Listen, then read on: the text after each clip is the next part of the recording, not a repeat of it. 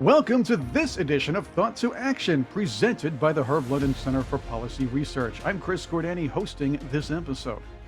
If you enjoy our content, don't forget to hit that like button. Also, comment, share, and subscribe to enjoy sneak previews of our videos, exclusive content, and more special programming in the works. Join our Patreon page, patreon.com/thought-to-action.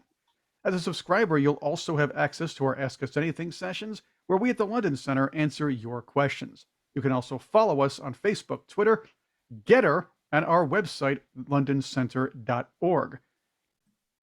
The Russian-Ukraine border situation and tensions continue on.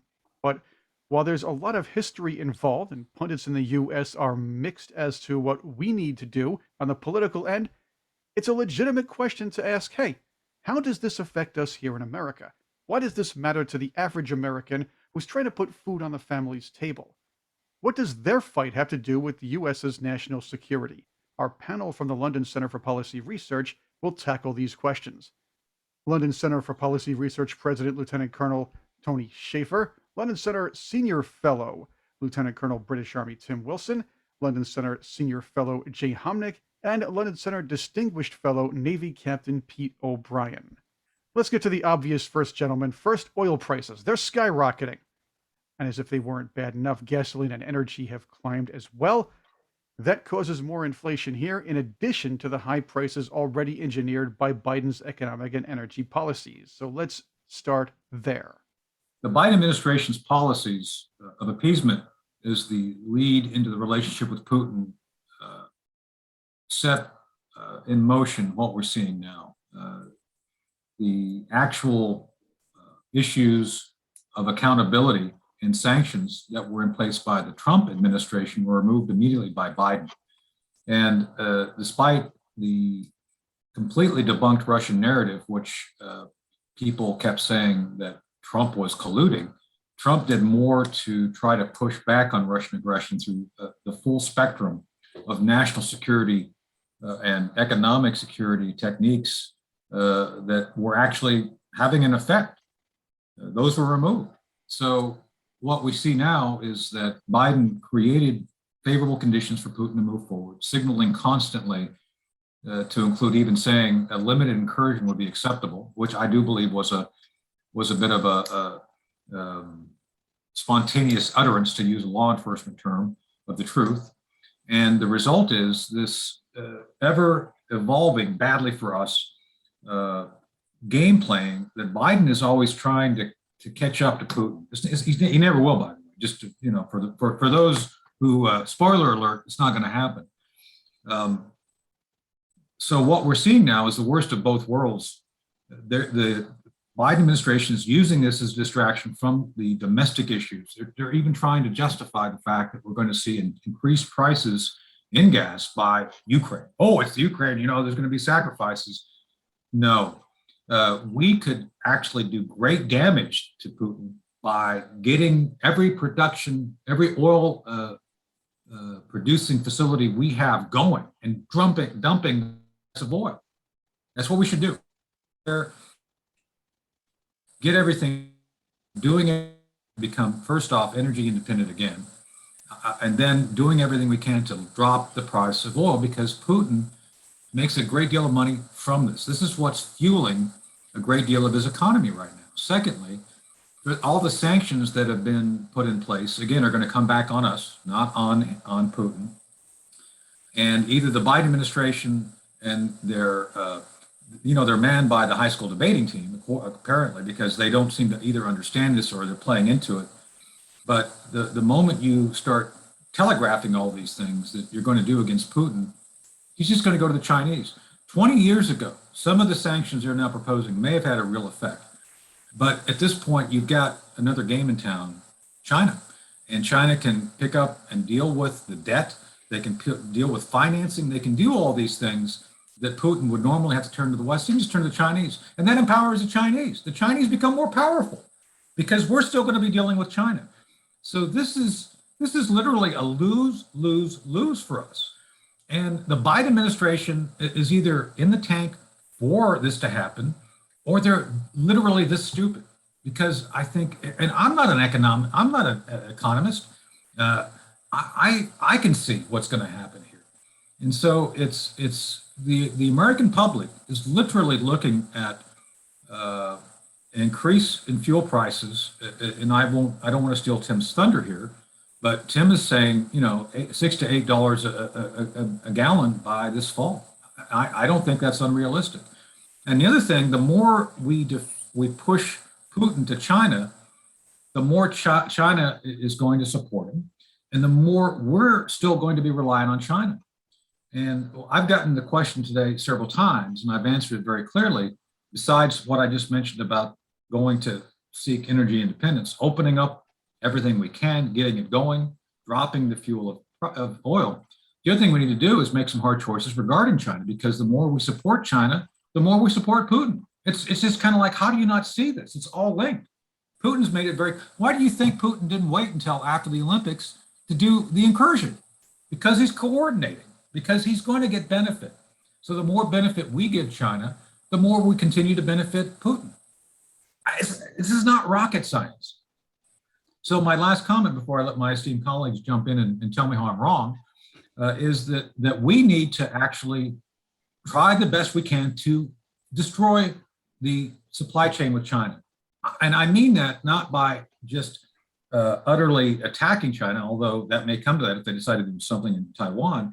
It's more about how do we go to the Indians, go to Singapore, go to Vietnam, go to alternate dependable sources of production and partnership. South Korea, Japan.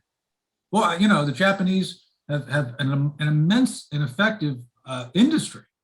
Why are we partnering more with them? And then we really push for American manufacturing to come back. These are all values which we should be supportive just because we want to help our allies in the Pacific anyway.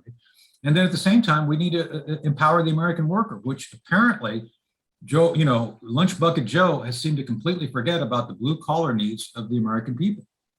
So that's kind of my assessment at this point in time. So I don't know how you all feel about that, but that's the way I look at it. So. If I could jump in, then you're not wrong, Tony. When you look at global strategic items, energy is number one. Every country needs it in such a big way. 2 years ago, America was the world's leading energy producer. We were energy independent. Now we are not. That is thanks to the policies of this administration. Russia has actually taken over as the world's leading producer of energy. The biggest point of strategic interest to me is the balance between Russia and China, however. China is the world's largest net energy importer. Mm-hmm. So when prices go up, China struggles to a certain extent while Russia benefits. They have been working so closely together that to me it's apparent that cooperation you're talking about is very clear. There is some deal, and there's been a lot about the Nord Stream 2 pipeline. People don't talk about the Nord Stream 1 pipeline, which already exists and pumps about 55 million, I think it is 55 billion cubic feet per, I can't remember the exact time period, but Nord Stream 2 is basically planned to double that. And the advantage that it gives to Germany is that the energy from Russia is distributed throughout Europe then by Germany, which effectively means Germany can control European energy prices. There's also a pipeline that runs from Siberia down into China. There is the energy problem that America struggles because the price of energy is global. It is completely fungible across. Every nation needs it. When it goes up in one place, the price of energy goes up everywhere. The question is whether you can cut good deals to get it cheaper, which is very apparent that China has already done with Russia. They have cheaper energy available no matter what the world price does. You're right. The price of crude oil recently hit $99 a barrel. My personal speculation is that it will go up to at least 120 before this year is over, and that we may even see more than $6 to $8 a gallon. We may even see up as high as $10 a gallon of gasoline. That affects all of us because it's not just gasoline, it's diesel. That means the price of trucking goes up, and we're all now aware from supply chain problems that trucking is integral to everything we do. And when the basic price of transport goes up, the cost of everything goes up. So we're seeing home food bills already leaping by 20, 40, 50% or more in this last year. We're going to see that continue as well. And if we get gasoline and diesel going up, price tripling, which is potentially what we're almost talking about, we're going to see the cost of every single item in the grocery store at least doubling. That is going to be horrendous for everybody. And that is the Biden administration's decision to, for example, close down the leases on federal land.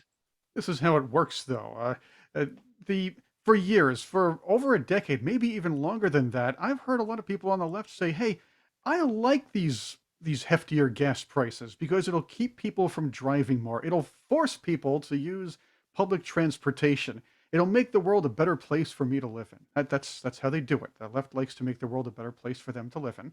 And what they don't realize is there are pretty much a lot of people outside their bubble who are greatly affected by these prices. Like you said, Tim, as soon as the energy prices go up, that means the cost of living goes up. That means commuting costs go up, putting food on the table. All that goes up, and all of a sudden, while people are celebrating the minimum wage in Washington going up, that's not worth anything anymore because everything else is going up. Also, look at this.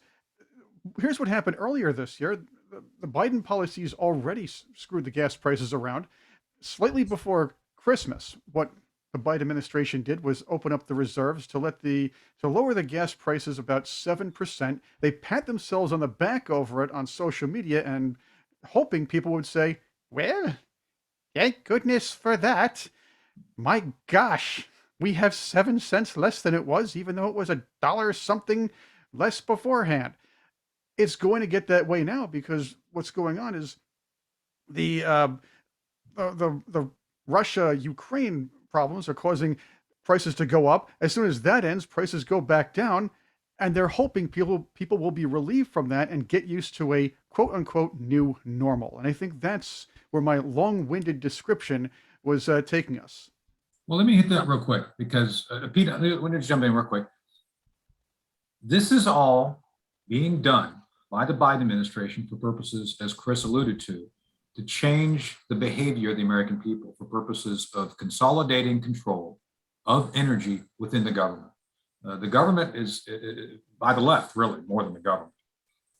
One of the things they want people to do is essentially not be able to, first off, be economically independent, because as Tim said, the more energy costs are pushed into the economy, everything else has to go up too, because everything depends on energy, everything. So that's what they're trying to do. And to Chris's point, I think they're going to try to do some little trick to say, "Oh, well, it was $8, but now it's back down to $6. Don't you feel better about that?"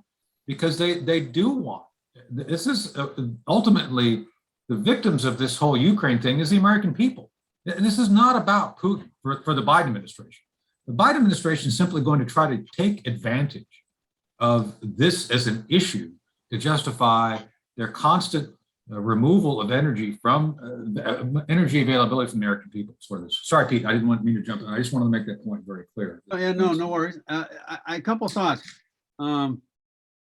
First off, I would say that the Ukraine Russia situation will spike the price of oil, but the cost of gasoline is going to go up, and it has very little to do, in fact, with what's going on in the Ukraine. If you look at the last 20 years of gas prices relative to oil prices, well, first off, very interesting is that at no time in the last 20 years has the price of gasoline gone past $3 and change. Right now, it's down the street. I was buying gasoline yesterday. It was over $4 at one gas station. The reason why they're going to try and shift the blame, but speculation on spot prices for oil will in fact drive the oil price up past probably 120. I'd agree with Tim. It's gonna go past 120. Wouldn't be surprised if it hit 140. The price of gasoline, however, is going to go up past $4, past $5, probably past $5. I'm not quite as gloomy as Tim on the price of gasoline, but it has essentially nothing at all to do with what's happening in the Ukraine. I would also add it has to do with what's going on every place else in the oil industry, particularly the United States. I would also add that they have another trick up their sleeve, if you will. Right now, in a very strange situation, Iran is madly pumping oil into recently leased tanker hulls, so that there's oil afloat, but they can't trade it because there's a series of trade restrictions placed on Iran over the last 20 years or more. But in particular, since Trump reinitiated or stepped us out of the joint agreement, Iran is hopeful that there is going to be a treaty signed or agreement signed or some kind of thing signed in the very near term. And when they do, they have now 103 million barrels of oil sitting ready to move off their coast, which is immediately going to be plugged back into the oil infrastructure around the world, and should ostensibly drop the oil price a little bit. The thing that will really drop the oil price is that Iran coming back online. And one would expect that what's going to happen here is we're going to be told that this was all goodness, that bringing Iran back into the the community of nations is going to bring sweetness and light to everybody's life. And it may in fact drive the cost of crude oil down a little bit. Whether in fact it will drive down the cost of gasoline has probably nothing at all to do with it, in that the price of gasoline at this point is driven by refining capacity and hull capacity for ships moving back and forth. Where stuff is refined isn't necessarily where it's used. A lot of stuff that we refine is sent to Europe, for example. And that what we're likely to see here is, no matter what we do, is we're going to see $3 plus, $4 plus gasoline, and the attempt is going to be to blame it on Russia and Ukraine, but in fact, the blame rests inside the Beltway.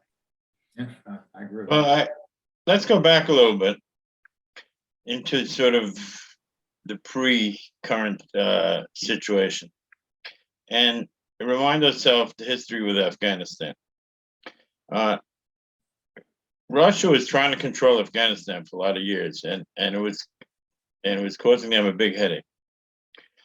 And of course, the Taliban took over, but the Taliban was really a bigger headache for Russia than for the United States. And then, because of September 11th and events like that, the United States went in and took over Afghanistan, in essence. So I think a lot of the strategic thinkers were still with the idea that when we pull out of Afghanistan, it's not really reflecting on our weakness that much, and it has the auxiliary effect of putting Russia back in a place where they don't want to be, because Russia didn't like the idea of them being weak in that area. What clearly happened here is that Putin had changed his strategic thinking on that, and he did not blink at all in losing Afghanistan coverage and being back with the Taliban. And I think that's a big strategic misstep in the sort of behind the scenes global politics. So America gets the loss in Afghanistan without Russia acting in any way like that, affected by the blowback. That ended up with a big loss for us, and something that they could blow up. So I think that's really the key here, is that Afghanistan was seen as, if the Taliban come back in, it's not bad for the United States any worse than it is for Russia. But by Putin not really thinking that way anymore, or at least playing it that he doesn't, he was able to maneuver it to where it's only a loss for America, and it's not a loss for him. And people are no longer have that historical memory that the loss of the Taliban is the downside for Russia too. So I think he played that situation into a full victory, and that gave him a nice springboard to be able to move forward. In addition to whatever deal he has with China to go for Taiwan, it's created a monumental situation of American weakness. So I don't think we've seen the worst of it yet by a long stretch. A couple of relevant points to that. First of all, I respectfully disagree with Pete about the Iranian situation. There is an awful lot of tanker movement from Iran to China still. And China has been building up their strategic reserve of oil for quite a while, which leads me to also comment that one of the Obama era moves was to release oil from the strategic reserve to lower the price of gasoline in this country. If you release all of the oil in the US strategic reserve, it gives you less than a month's supply. So it is a very temporary, very small measure. The other part of that is that there is currently talk in the Beltway at the moment of suspending the federal gas tax, 18-ish cents a gallon. I would love to see that. I'm a huge believer in getting rid of all taxes. Again, 18 cents a gallon when gasoline goes to $5, $6, $7 a time, that's not a lot. And they only want it as temporary. I say get rid of it now forever. If I can jump in, you're right, Tim. I discounted the amount of oil that's moved by Iran to China. But there's still 103 million barrels sitting in hulls off the coast right now. They're waiting for the market to open up, for them to be allowed to go into the open market. But there's some other issues too here that really speak to very long-term, if you will, grand strategic errors on the part of the United States. And essentially what it is this issue that the United States is going to engage in basically an open market, free market enterprise with countries that we admit are not engaged in free market systems. And therefore, they have a series of benefits that we simply can't access. And we shrugged it off for 30 plus years. And the result is that we had a whole host of elements of our economy simply packed up and went overseas. We didn't protect our economy in the least, and let it all essentially start to migrate. And so we lost our rare earth production capabilities. We lost a whole host of electronics manufacturing capabilities. We lost a whole lot of raw material sources that could have been produced here, if not in the United States, then in Canada or Mexico. And instead, they're gone. They're gone into Asia. And we could open them back up, but it's going to be long and painful to do that. And there's some key issues here. And Russia knows this. Things like titanium, which you don't make modern jetliners without titanium. You don't make modern jet engines without titanium. Russia produces and provides a very large percentage of the titanium around the world. Palladium, another specialty metal. Neon, which is used in the etching of integrated circuits. Russia produces the vast majority of neon, and it is processed, it is purified in a facility in Odessa. Odessa in the Ukraine has one huge plant that produces something like 90% of the world's neon, or purifies it. So our strange willingness to see all of these strategic resources and capabilities go overseas under the mistaken notion that everything was going to be sweetness and light, and we would never have to worry about our sources for any of these materials. And in someplace in here, if someone wakes up and says we need to fix that, it will be a good day. Put it that way. Can I jump back in as well and just say quickly two things that are very related and very important to that? If China takes Taiwan, they take over some very significant chunk of world microchip production. Taiwan is one of the leading producers and has some of the best factories, the most advanced factories in the world. They are somewhere up, I believe, around 50 to 70% of all microchip production worldwide. So that is going to be a huge supply chain problem where if China does invade Taiwan. And another one is that another important one, talking about Iran and sanctions, is that there's this great threat to Russia that if they invade Ukraine, we will impose what? The strongest sanctions ever, a bit like we did with Iran back in 2013, 14. How did that go? Well, let's put it like this. What we do know is that Iran is still exporting lots of oil to China, for example. Sanctions don't work the way that people expect. And these sanctions are obviously, clearly not frightening Vladimir at the moment.